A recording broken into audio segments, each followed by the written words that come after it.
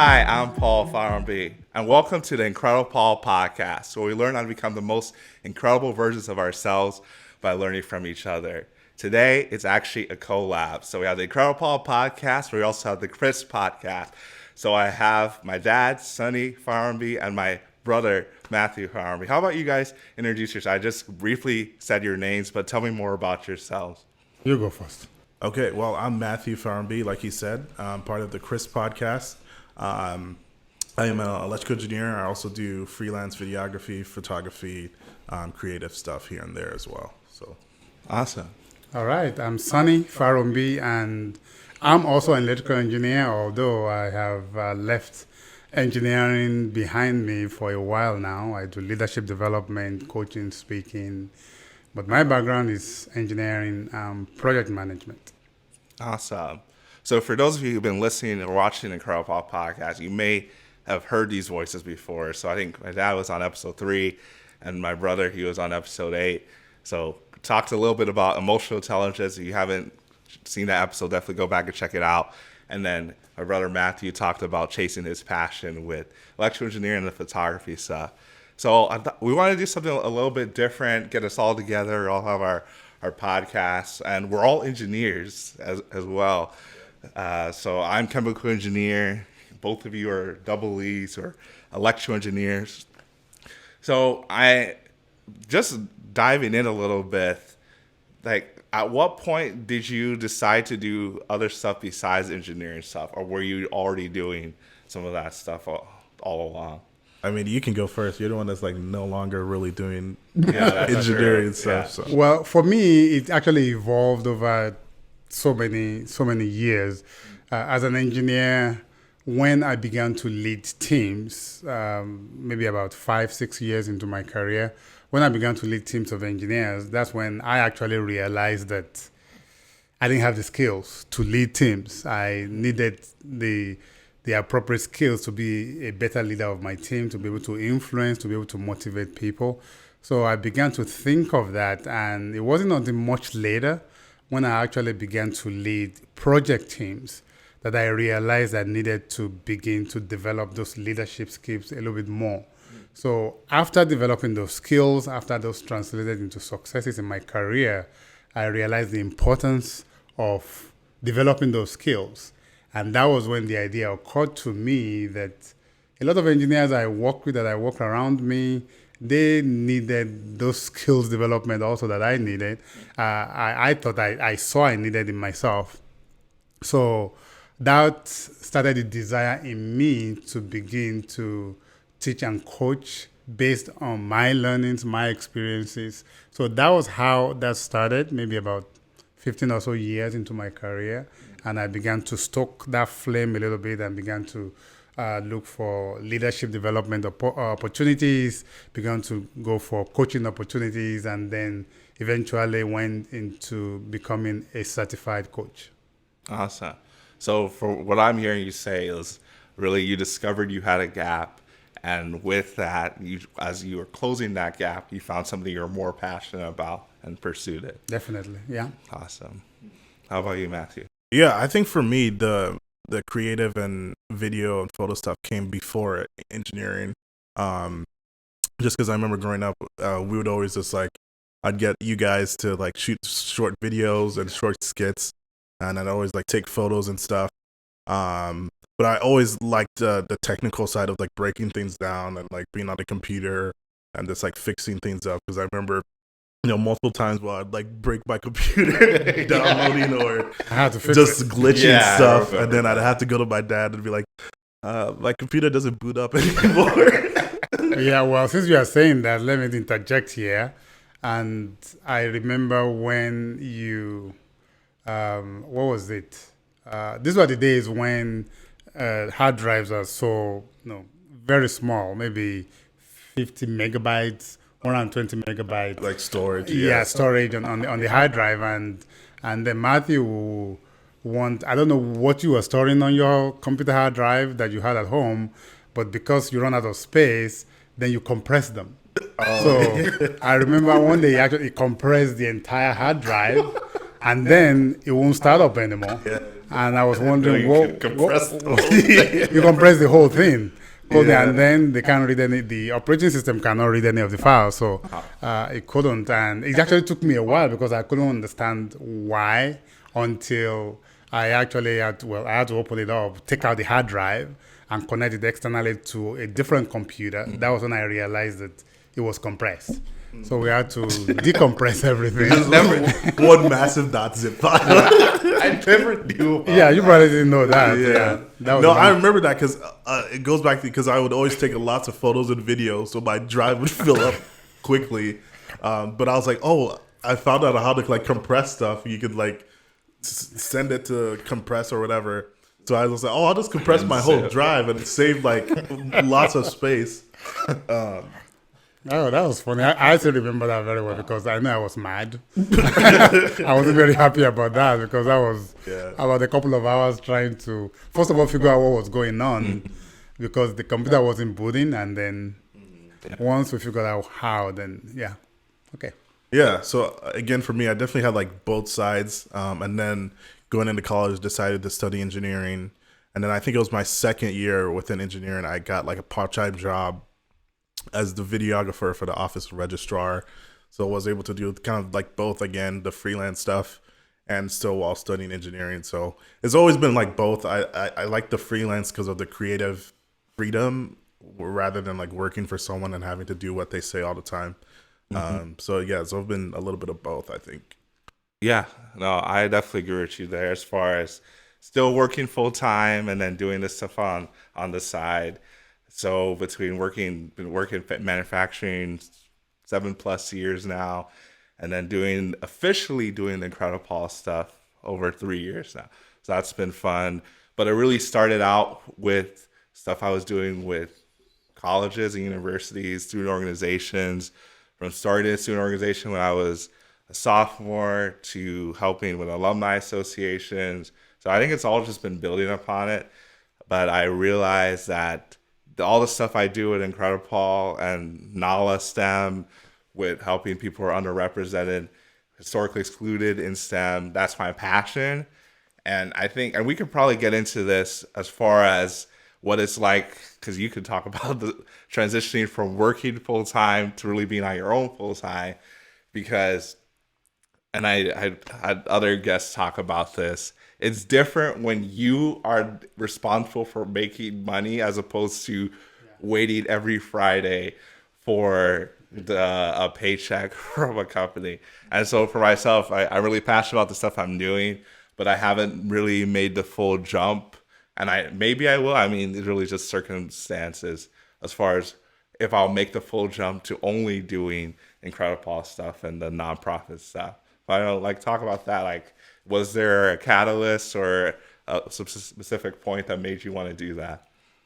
Well, just like you guys have spoken to earlier, I was still in paid employment when I began to explore the area of leadership. So sharing, occasionally coaching, I was writing blogs, and I was doing a lot of that while I was still had a full-time job. And I thought, no, I'll just continue to explore this a little bit further. But then the point came when there was a major change in the company where I was working at the time. And as a Christian, I just prayed and I was thinking, is this the time? I've been have the impression in my spirit that this is, I need to do what I'm doing full time in terms of leadership, in the area of leadership development. And I think maybe I was afraid to make the jump. There was something in there that says, you get the comfort of the paycheck every 2 weeks. You don't want that to suddenly end.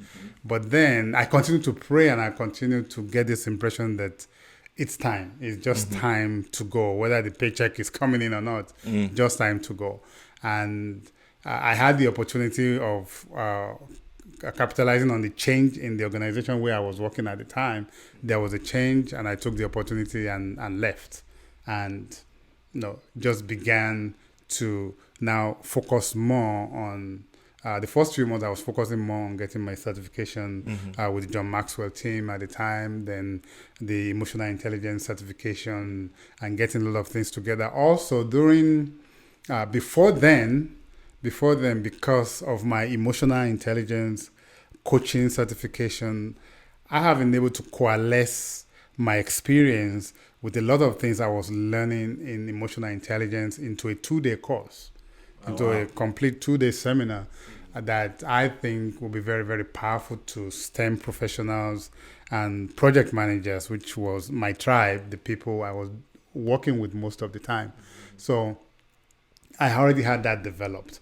So once I finished the emotional intelligence certification, and I began to reach out to organizations that has a lot of engineers and project managers. In the process, I got in touch with the PMI, Project Management Institute. Okay. I looked at the catalog of their trainings. It used to be called Seminars World. Okay. Now it's called PMI Training. And I saw that there is nothing about emotional intelligence in there.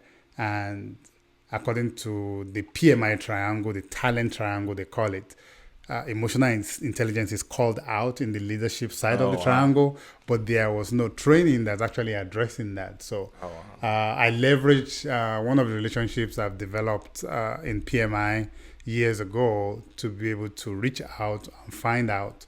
And I presented the proposal to PMI about this particular training. It was accepted, and we're going strong. This is the 6th, 7th year of doing that with the PMI. So in a way, that's how the transition has been. And because of my involvement with PMI, I always get opportunities to speak at major conferences. I get invited. People who see me at PMI conferences either invite me to their chapter conferences, to their organizations to do training or to speak at their professional development day events and things like that. So that has been the kind of transition. Okay. Well, that's amazing. I think that really leads into this concept of networking, and I think we've all heard it said that it's not what you know, it's who you know. Mm-hmm. And I think firsthand you talk about it there as far as being connected with someone who is in the room making those decisions, and then also realizing there was a gap. I feel like a lot of people have ideas for businesses. For whatever reason, they're afraid to make the jump, and they feel like something's missing, but they think that someone else is going to do it. But you saw that gap, you had the connection, and then you went for it. So I think that's amazing. But Matthew, what about you as far as, I know you kind of talked about this, I know growing up we used to do the different movies at Agent Dan and all this, all that stuff. And I know you've been doing a lot of photography stuff, videography stuff, and I know you've been doing the podcast as well. I guess, is there anything between the stuff that you've been doing that you feel like knowing someone or networking has made an impact for you, either like directly any of the videography or photography stuff, or like in business or anything? Yeah, I think most of the projects or clients I have been either like friends or like extensions of that. It's usually not been people I just like completely don't know.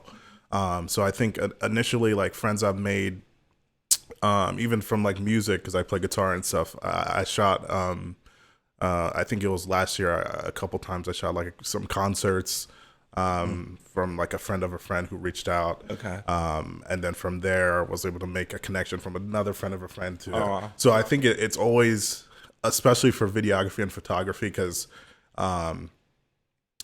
you want to know the quality of that person's work, and sometimes reaching out to a stranger, you can see like what they put out, but knowing someone makes that connection even better. So it's definitely been like the connection there when finding clients and things like that. So makes sense. If I can add quickly to that, because we are talking about the importance of connections, building networks and relationships for anyone in any kind of business, whether it's you're an entrepreneur or you're working anywhere. What I have learned, at least in my career, is that no one is an island. No one knows everything. And that's one of the reasons why personally, I don't know what you guys think, but personally, I I don't want to use the word hate because that's a strong word, but I don't like the idea of a self-made man or a self-made person because I do not believe there's anyone that is self-made. And my initial obvious argument is that you didn't make yourself. Somebody gave birth to you, first of all. Yeah. That's one. Secondly, even if you develop a product, you developed a service, people need to buy into the service. People need to see the value in the product for them for you to be successful. So if people do not see the value in your service or in your product, guess what? You are not going to be successful. So you may have the vision, you may have the idea, but people, your customers, have to buy into it before you can actually claim success. And funnily enough, most people, you can ask many of the people that we think pull themselves up by their bootstraps, maybe Bill Gates or Mark Zuckerberg or something like that. They have collaborators, they have people that they also depend on, especially in those formative years. So we can now overemphasize the importance of relationship, building networks. Now, I'm saying all of that to say this. At least from my experience, many of us do not build those relationships, develop those networks until we need them. When we realize that we need them, that's when we now start to make an effort. But I have since learned, I'm sure you guys have too, that we need to make the effort to develop those relationships daily on an ongoing basis before you even know how you are going to need those relationships. It's very important to be intentional about doing that because you never know how it's going to pan out. Yeah. And something that just came up to mind is while you're talking about that is the importance of, I think, not burning bridges too. Because I think either if it's a career and you got fired from something or you no longer have that close relationship with someone, not going even further to make that even worse, because you never know in life where you're going to be and if you're going to need that relationship or who they're going to be in charge of that. That connection might need to be there again in a sense. So that's just what came to mind when you talked about it as well. Yeah, that's so true. And as someone who's transitioned careers from different companies a few different times, so on my fourth different company after college, I definitely agree with that as far as making sure you're leaving well, you're not burning those bridges. I mean, even the first opportunity I had was in Conagra Brands. I was only there 2.5 months, and you would think you're not there that long, that you probably feel like you're burning a bridge, and I thought I was. But the manager I had and the people that I was in contact with, they already saw the value I was adding to them, and I was able to leave well. And they even told me, like, if anything doesn't work out, I can always come back. And that was after 2.5 months. I wasn't expecting that because I had a specific, I had a specific place that I wanted to go as far as work for an international company and traveling and things like that. And then what you were talking about, the self-made millionaire, self-made man or woman, I totally agree. There's no one that's self-made from the very basis of being born or like even someone to buy your product. You can't buy you can... You can buy your own product. Yeah, I mean, you can buy it, but you're not making any money. Exactly. Yeah, and then if you already have the money, then that's not part of it. Yeah. And I like what you were saying about being intentional with the networking and building those relationships. That a lot of times people don't do it until they have to. So you realize that you need it. And that's one of the things that I have. And I learned this from experience because that used to be me. Now, if I lean towards my emotional intelligence experience a little bit, when I first took the emotional intelligence assessment, there are 15 distinct skills that's called out. One of them is interpersonal relationships, which is how you build and develop these networks. My score in interpersonal relationships was the second lowest out of all the 15. Oh, wow. So it was definitely an area of opportunity for me. So I saw that and I had to be intentional. I had to be intentional about making connections and connecting with people. And I love what you said about even when you leave organizations, I think Matthew said that also. When you leave organization, making sure you're not burning bridges.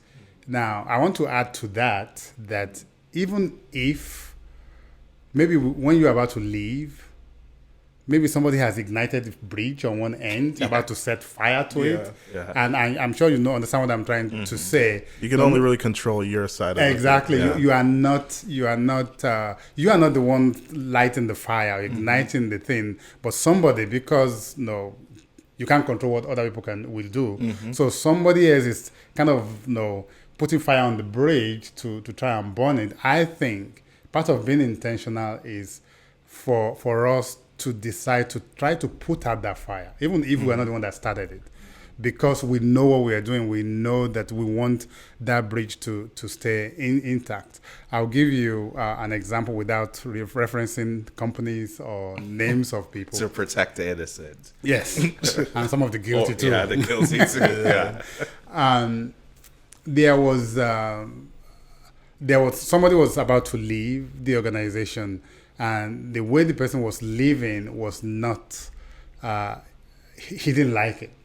He didn't like it. He thought his manager did not do right by him. Oh wow. So he was at the beginning. He was going to really, during the exit interview, talk to the HR people about some of what they think are the atrocities the manager has committed, or things like that. Not really atrocity, but things that would not have portrayed the manager in a very good light.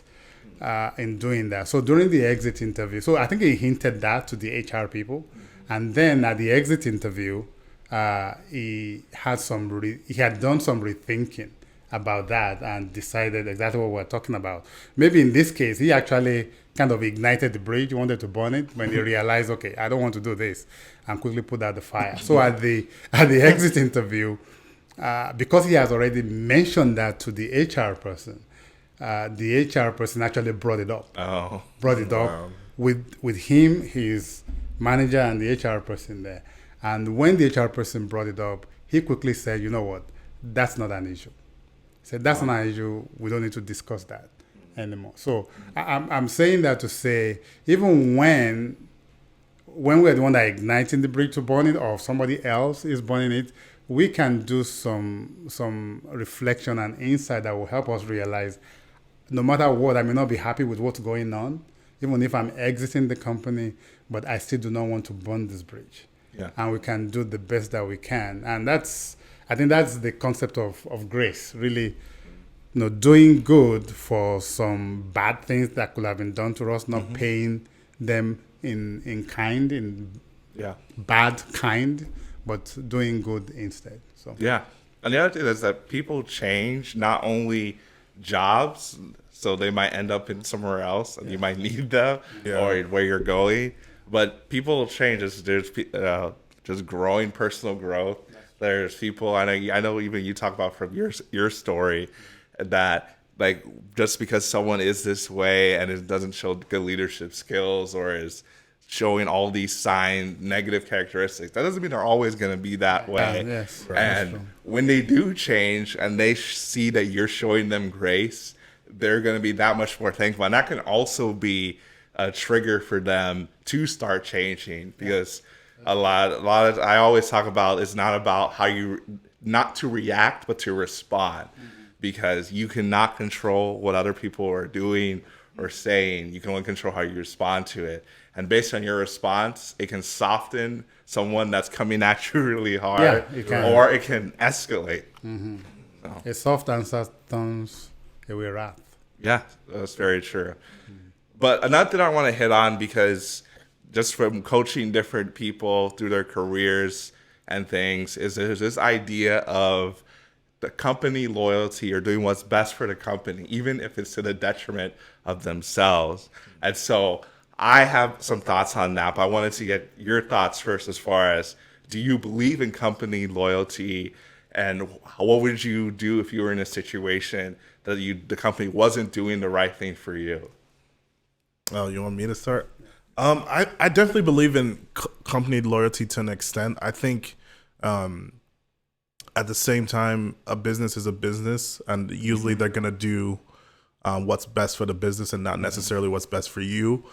So on the other side, you needed to take the initiative to do what's best for yourself in certain situations, and putting yourself above the company when it comes to certain choices and certain things, making sure you're doing what's best for you and not necessarily, I know it's a balance, not necessarily what's best for the company all the time. And if it comes to maybe this company is not the right company for me to work for long term, making that choice. So I definitely think that ultimately the company is going to put themselves first. So you need to be intentional about putting yourself first in situations like that. So good. Well, I think loyalty goes both ways. I think it's a kind of a two-way street. But having said that, though, to me personally, I believe the concept of loyalty actually comes out of character and integrity. I think that's it comes out of there. So the way I say, it doesn't matter how loyal or disloyal the company is. As an employee or somebody who works there, how do I want to respond to that? Because of who I am. So it's my character, it's my integrity that is at play here, and this is a very dicey thing to navigate sometimes. If you see organizations that are not loyal, and it depends on what we even call loyalty. What's loyal? What's not loyal? You have to define it. You know, like you were saying, Matthew. There's organizations that exist to make money, and that's one of the things that most of us who work in organizations, we don't seem to get, that companies exist to be profitable. They exist to be profitable. So the fact that they are paying you every 2 weeks, no, they're not doing it out of the goodwill of their heart. They are doing it because there's some value you are adding to them, and out of that value you are adding to them, they're actually giving you a little back as in your paycheck. So when we remember that organizations exist to make profit, to make money, I think it can help us with some kind of reflection, some kind of insight to realize that, guess what? When it comes to the organization, it's really not about me. And we have to get to that level, that we have to see it from the perspective of the organization, that it's not about me. Yeah, most of us think it's about us, but it's really not about me, and be able to put yourself in their shoes. So for me, maybe as an entrepreneur, that experience has taught me some things, to be able to put myself in the shoes of the organization that says, okay, if I were the one calling the shots, if I were the one doing this, how would I approach it? Now, the problem is that organization is an entity. Yeah. But it's a living, breathing entity, but it's not like a human being kind of. The humans that run the organization give that organization its identity. And sometimes, actually more often than not, the behaviors of leaders in the organization is what reflects in the company, in the organization. That's why they say people do not leave organizations; they leave their managers. So for me, when it comes to loyalty, one of the things that I have learned to differentiate is, if I believe organization is not doing well by me, is it the organization or is it my manager? Or is it somebody? We have to be able to make that distinction, and to be able to not label the entire organization. This organization is not good. Now, I'm not saying that doesn't happen, because cultures, there are some cultures, terrible, toxic workplace environment that have been allowed. It goes back to the leadership, something like that. But in the context of one-on-one relationships, I think the relationship and the loyalty of the manager to the employee, or the other way, goes a very, very long way in determining that. So we have to be able to see it in that context. So that's why I said that loyalty goes both ways, and it also depends on how you define it. Yeah. No, that's good. You kind of stole some of my answers. Okay. That's but in short, no, I agree with both of you. In short, I do not believe in company loyalty for multiple reasons. I know you were talking as far as like the companies are there for a business, and then the companies are also made of people. And so the way I see it is that I'm not there for the company itself.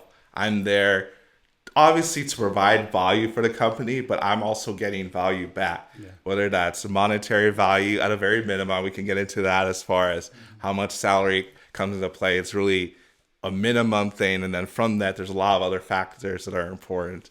And then from there, it's like the manager, the experiences you're getting.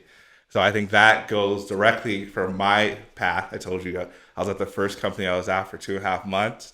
Not because I didn't like the company, more so because the path I wanted to go, that company couldn't do it. And so I went to the next company. And then as I created my path, I tried to carve out what I wanted to do and talk and network, talk with managers, do these things. And so it's interesting. You can tell from company culture what they're like as far as they talk about family values or integrity or putting safety, quality, all those things first. But then there's specific people within the company themselves that may not line up with those values. Exactly. And what I look at is how does the company react when those people are there? Are they able to comfortably exist and no one says anything? Or are they uncomfortable and do they end up leaving? So like just from past companies, there's been some that they say one thing, but as far as actually taking action to make sure those people are held accountable, nothing really gets done. Yeah. And then other companies where there's people going above and beyond even what the company is doing and really working to develop you. And so not to say that I'm just going to quit a company and just not do what I'm supposed to do, but I really focus more on the individual people and where I'm trying to go. So all the different, I guess the first one, I didn't really do that because I was still learning. But every time I've made a transition, I've been very clear as far as what I want to get out of it and where I'm trying to go. Not to say that at the first jump I'm going to leave, but these are my overall, this is the overall path I want to take. This is my working style. I just really put it all on the table as I realize if I am not my authentic self, that I'm going to be miserable there. Yeah, you will be. And so I just need to be more intentional about it. Yeah. As you're saying this, I remember this was several years ago, maybe 8-10 years ago. During one of my travels, I was at Chicago O'Hare Airport, and I saw it's become popular now. But the first time I saw it was almost 10 years ago. It was one corner in one of the concourses in Chicago Airport. Just a small sign, and it says something. It says Chief Career Officer, and it just occurred to me that each one of us, we are our own Chief Career Officer. Mm-hmm. We are in charge of our own careers, and I've heard of people who complain that their companies is not developing them. Yeah, they are not developing them, but you have to take the initiative to develop yourself. Mm-hmm. If you have a need for development, and you are working in a company, you should take it to your manager or whosoever to say, this is my path. Well, first of all, good organizations managers should be having those conversations with their people. But if you are in a situation where you don't have that opportunity, then you should be leading that conversation. You should be going to your manager and say, okay, this is where I want to go, or what's next in line for me? How do we get there? What are the development opportunities that is available for me to be able to do some of these things? We have to take the initiatives. And all of that has been changing over the last 10, 15 years. Maybe about 30 years ago, people just sit in their jobs and they're waiting for the next promotion to happen. They get mad if they're not somebody else is promoted over them and things like that. But taking initiative, and that's one of the things with the upcoming generation, taking initiatives to really look at and say, this is what I want, this is where I want to go, can you help me get there? And what I found out with good organizations is that managers have those conversations with their people, and they help their people get there. They help their people get to where they want to. And I have even seen in good teams where a manager will help one of their team members transition away from their team, a valuable team member, not that they want to get rid of them, somebody that they like, that they want, that is working well for their team. They help them transition away from their own team to another team because that's good for the career of that person. And they see that. When you do something like that, you tying it back to loyalty, you will see a lot of company loyalty. It's company loyalty, but really most of the time the loyalty is to the manager who is helping them. Because I've seen instances where that happens and that person goes to another group and that same level of loyalty that they had is not there anymore. They become disillusioned and they're not happy with what's going on. So, and that's the reason why top leadership is very, very critical in making sure principles like that and concepts like that gets filtered down throughout the organization so that it's the same whichever group you find yourself. Yeah, well, that's good. As far as like having a good leader there that really keeps the group together and develops people, I have a story about that when I was first with Purina, the first year I was there. As far as a manager coming in that really was focused on developing people, and actually when I first came in, he told me, I don't expect you to be in this role more than 2 years as far as what do you want to develop in, whether you're promoted within this kind of group or you go on to something else. So he was intentional. That was the first time I saw that in the interview process. Someone telling me about that. Before you came in. Yeah, before I came in. And so I was already going to ask about that, but he was upfront with it. So that I was already knew this is where I wanted to be. And so he was there for the first year plus into the next year. And then we transitioned. He transitioned to another role. He moved to another state. It was promotion for him, more development. And so someone else in the department now was over. There were two different people. One had one set of people and another had another set of people. And now when he left, they kind of restructured. And so a few of us are reporting to these other person. And so what we didn't realize was that how much that director or manager was doing, even though he wasn't directly managing everyone, he was really holding everything together. And so it started off little, but I think what kind of accelerated it was when COVID hit.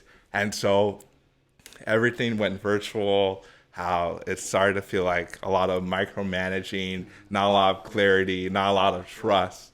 And so what ended up happening, to make a long story short, is that out of this group of 20 people, 5 people end up leaving within a 3-month span. Wow. Me being one of them, I was the only one that stayed with the company. The other 4 actually left the company. They had been with Purina for, I think, for the shortest of them, they had been there 5 years, up to like 9 years with the company. And so all of us lived within this important time.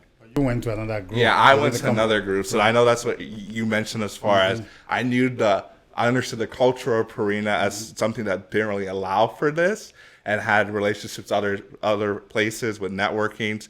And it was where I wanted to go anyway. So I was fortunate enough to move in that direction. Otherwise, I might have left too. Yeah. So that just goes to show that when there's that change in leadership, and when you're not getting that development, and then having a catastrophic event like COVID happen, people not knowing how to manage through it, which I know, like my pastor talked about, there are a lot of pastors that quit during COVID, and a lot of leaders, there are a lot of CEOs that quit during COVID as well. It was a really tough leadership situation. Yeah. So that's when you really see how rooted someone is as far as their leadership or their character. They don't have to model it until there's something bad that until happens. Pressure comes. When the pressure comes. Pressure brings out, and just to add to what you were saying, yeah. I've seen some managers who will say that is the pressure or is the circumstances that is making them behave in ways that maybe they didn't want to behave in, bring down something. But what I've learned is that, guess what? Whatever the way you react to pressure, that's already inside of you. Pressure brings it out. The analogy I use sometimes is that it's like an orange. It's an orange complaining that Nah, you squeeze me, I'm bringing out orange juice. It's your fault that I'm bringing out orange. No, it's not anybody's fault. Yes, that person applies the pressure, but the juice is already inside. So what's already inside of us is what comes out. The pressure just brings it out. If I do not like what's coming out of me when pressure comes, it's my responsibility to begin to work within myself to change what comes out Yeah. when the pressure comes, instead of blaming people who are applying the pressure, because whether we like it or not, the pressure will come. Yeah. It's life. Pressure will come from any direction that you will find yourself. So I just wanted to throw that in. No, that's true. Only thing constant is change. And so just understanding DISC. So I know not everyone is as familiar with DISC, but it really talks about behaviors and what people are more inclined to, whether DISC is, D is more direct, I is more influence, S is steady, and C is conscientious. That was just the basis there. Conscientious is more like thoughtful and more analytical. And so recently had some training with our company on this. I've done it before, but this was just a reminder. And majority of the population are S's, so that's steady. So they don't like change. They want everything to stay the same. When change happens or something, they don't react well because they feel like they're out of control. And I think that's just something to be more intentional, is that we don't always realize that people, when you ask someone the question, do you like change? They, depending on how the context of it, more likely or not, they probably will tell you yes. But it's not that they don't like change. People don't like change that is not their own change or being forced to change. I think that's the Unexpected, yeah, maybe. unexpected change. Yeah, and I think I I think it's just people don't like when they're not in control. Yes, I think it's the that lack of was a big control. part. But continue. That's just No, yeah, that's basically where I was going. Is when they lose that lack of control. So especially as leaders, like we were all going through the pandemic and COVID and all this stuff, that no one knew what was going on. And when people talk about listening to the science, like we as engineers and anyone who's in STEM, we understand the scientific model, the scientific method, that you're observing what happens, and then you can create theories or models from that. So a lot of people are saying, oh, things are changing every day. Well, that's just because we have no idea. We're just observing what's happening, and then based on what's That is happening, what science is. Yeah, that's all science. Observation of what's happening. Yeah, but I think there's this whole concept that science is something magical that can predict something that no one knows. But I think that's how it was portrayed. I feel like I kind of got off on a tangent, but really just being mindful. And I always talk about developing resilience is understanding that change is inevitable, rejection is inevitable. And then I also heard this concept about rejection is redirection. As far as I know, for us as people of faith, that when things happen that we didn't want to happen, that oftentimes we know that that's protection from God, either that that wasn't going to work out long term, or maybe we weren't ready for it, so that we would be in there and then something would happen, and maybe there's just more work that we have to be doing internally. Yeah. The thing with change, and I'm glad that we kind of pivot into talking about change, and it actually takes me back to, I had a coaching session this morning, and we're actually talking about the thing with change is that, first of all, there's also one of the emotional intelligence skills that deals with that. It's called flexibility. Oh, yeah. Flexibility. So if you're not flexible, that means you're not changing, kind of. And the truth is, whether we like it or not, change, like you say, is inevitable. As long as you have blood, kind of red blood flowing in your veins, change is inevitable. It's just a part of life, the normal part of life, whether we like it or not. Nothing goes on forever the same way. It's, as you said, how we respond to it, how we adapt to change. And I was sharing during the coaching session this morning that our rational mind, just like you were saying, that when you ask somebody if they they accept change, or how amenable they are to change. They may say, yeah, they are kind of receptive to change. Yeah, in their rational, cognitive mind, they would think that. But when change comes, it's not the rational mind that is responding; it's your emotional mind that is responding to change. And usually, we don't react very well. We react negatively to change unless we continually, on a daily basis, train ourselves to remind ourselves that in life, change is inevitable. It's going to come, whether we like it or not. Just preparing for it, preparing so that the way our mind works. And another thing is this. You talked about us being people of faith when change comes and things like that. Some of the things that I've found out, I've seen in my experience, is that sometimes change actually happens to help us course correct, because that stability that most of us are looking for, wanting to just stay the same, may not be good for you.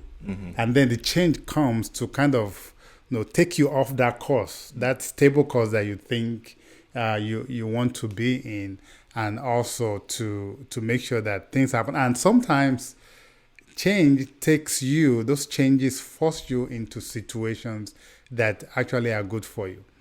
I remember, and I shared that story in that coaching session earlier today. It was from maybe 5 or 6 years ago. I was teaching a public seminar in emotional intelligence in Sioux Falls, South Dakota. And it was about 50, 60 people in the class. And this guy,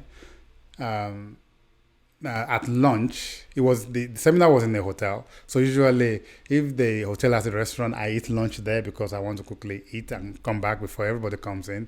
Or if there is no restaurant in the hotel, I find somewhere close by so that I don't take a long time. But anyway, so this this hotel has a restaurant, and as I walked in, I saw someone in the class, a face I recognized. Oh. And here's another thing a decision I've made a while ago, that if I go to a restaurant at lunch and there's somebody in my class there, I will ask them if I can sit with them. So I sat with this guy, and he started telling me his story. And then he told me that he's made some mistake in his life and he went to jail. That he's been in prison. Wow. Yes, he has been in prison. But while in prison, he had encounter with some kind of prison ministry. So they came in there, he dedicated his life to God, and wow. He had a change, and he began to walk with them. So after his release from prison, he continued to work with that ministry. And at the time he was speaking to me, he has actually started his own ministry that does something similar. Wow. To rehabilitate prisoners. He goes to prisons and help to touch hearts and change people's lives. So he told me that at lunch, and he said that he really enjoys what he was doing. Now, after lunch, we began to talk about one of the emotional intelligence skills that we call optimism. Seeing the positives, having hope that things will get better in the future. And one of the key attributes of optimism is gratitude. Is being able to not focus on what's not going well, but to focus on what's going well, and being grateful for those kind of things. So I remember in class, after lunch that day, I started asking people, so just share with us one thing that you are grateful for, just one thing. So usually people say families, jobs, good health, and things like that. And this guy, he was sitting to my right, almost towards the back of the room. And he got up, he said, "I'm thankful for my mistakes." Wow. Now, nobody else in the class knew. He didn't say more than that. So nobody else in the class knew what he was talking about, because I sat with him at lunch, he told me the story. I knew what he was talking about. He said, "I'm thankful for the mistake I've made in the past, because if not for those mistakes, I would not be where I am today." So why am I sharing all this? There are some changes in our lives that we don't like. They are not palatable to us when they were happening. But we can, with the benefit of hindsight, be able to look back and see that those changes were necessary to help us step into something bigger, something better. If those changes have not happened, even though we didn't really like them when they were happening at that time, if those changes have not happened, we would not be where we are today. So that's one of the things, talking about change. So in the moment, even when we're in the moment of change, that I try to bring to mind and say, you know what, I may not like this change right now, but maybe there are opportunities that is hiding behind this change. If I discount everything and let it go, I may miss those opportunities. I think that was a really great conversation as far as, I know we shared a little bit about our background, all engineering, but I think we really centered on this idea of emotional intelligence and bouncing back. So I really love that. This whole idea of change being inevitable and being resilient and emotional intelligence is really key. I know that we can go way more in depth. You have 2-day seminars on emotional intelligence. We're not going to do a 2-day podcast, so don't worry about that. But it's really, I think the whole, if you wrap everything up, is really just being intentional about whether it's in your career, in your business, in what you're doing. So as far as everyone that's been listening to the podcast, what is something that you have been thinking about doing that you haven't done? Why are you not doing it? And just seeking out the people that are doing it. Maybe it's not if you're trying to be an author, not seeking out an author that has written 100 books, or maybe you start learning the process, maybe going back to school, whatever it is, just take that first step. But I do want to make sure people know where to find you. I know if they've listened to a previous podcast, they know that. But like, how can people find both of you as far as social media, websites, that sort of thing? Well, my website is sunnyspeaks.com, and you can find me there. Awesome. So you can find me at matthewfarnby.com. All the links to like my social media and all that stuff is there. Also, the links to the Crisp podcast that we do is there as well. Yes. So definitely love this collaboration between the Incredipaul Podcast and the Crisp Podcast. I think it was maybe a little bit more heavy on the Incredipaul Podcast, but it's been awesome. So for those of you who are maybe not listening on my podcast, but listening on the Crisp Podcast, you can find me on social media. I am Incredipaul, INCREDI Paul. Incredipaul, I am Incredipaul, or Incredipaul.org. Paul Farranby, search for it. You can find it pretty much anywhere. I'm on all the socials: Twitter, TikTok, YouTube, Instagram. Not Facebook. That's the only place you won't find me. I linked it as well. Well, guys, this has been another episode of Chris, the podcast. As always, you can find us on Facebook, YouTube, Spotify, wherever you listen to podcasts. And we'll see you guys next time. See you next time. Yeah.